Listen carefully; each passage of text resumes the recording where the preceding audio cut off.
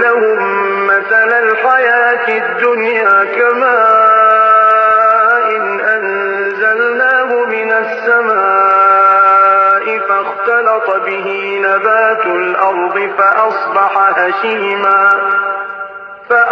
هشيما تذروه الرياح وكان الله على كل شيء مقتدرا. المال والبنون زينة الحياة الدنيا والباقيات الصالحات خير عند ربك ثوابا وخير أملا. ويوم نسير الجبال وترى الأرض بارزة وحشرناهم فلم نغادر منهم أحدا وعرضوا على ربك صفا لقد جئتمونا